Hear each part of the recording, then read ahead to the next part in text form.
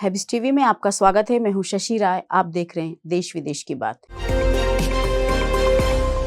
Rail मंत्रालय ने एक बयान में कहा है कि देश में अलग अलग रूटों पर 136 वंदे भारत ट्रेनें चल रही हैं। इनमें से 62 अकेले 2024 में शुरू की गई। भारतीय रेलवे ने 2024 के दौरान 3210 किलोमीटर रेल ट्रैक इलेक्ट्रिफाई किया है। इसके साथ साथ रेलवे विद्युतीकरण के ब्रॉड गेज नेटवर्क को 97% तक बढ़ाया है। रेलवे स्टेशनों के आधुनिकीकरण के लिए चल रही अमृत भारत स्टेशन योजना के तहत 1337 स्टेशनों को चुना गया है। इनमें से 1198 रेलवे स्टेशनों पर काम शुरू हो गया है। भारतीय रेलवे ने 2030 तक नेट जीरो कार्बन एमिटर बनाने का लक्ष्य रखा है।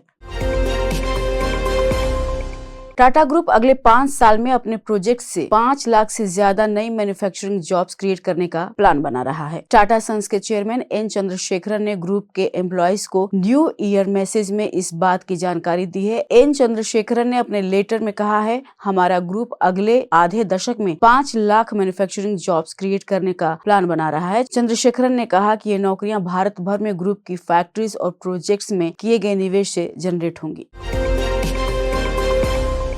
डेलाइट ने वित्त वर्ष 2025 के लिए भारत की क्रॉस डोमेस्टिक प्रोडक्ट यानी जीडीपी ग्रोथ रेट 6.5 से 6.8% रहने का अनुमान लगाया है। वहीं डोमेस्टिक कंजप्शन के कारण वित्त वर्ष 2026 में जीडीपी 6.7 से 7.3% के बीच रह सकती है। इस महीने की शुरुआत में रिजर्व बैंक ऑफ इंडिया यानी आरबीआई ने चालू वित्त वर्ष के लिए अपने जीडीपी ग्रोथ रेट के अनुमान को जून में अनुमानित 7.2% से घटाकर 6.6% कर दिया था। एक मीडिया रिपोर्ट के मुताबिक डेलॉयट इंडिया की इकोनॉमिस्ट रूम की मजमूदार के मुताबिक वित्त वर्ष 2025 की पहली छमाही में ग्रोथ अनुमान से धीमी रहेगी, क्योंकि भारी बारिश और भू राजनीतिक घटनाओं के कारण एक्टिविटीज में रुकावट से डोमेस्टिक डिमांड और एक्सपोर्ट्स पर असर पड़ रहा है।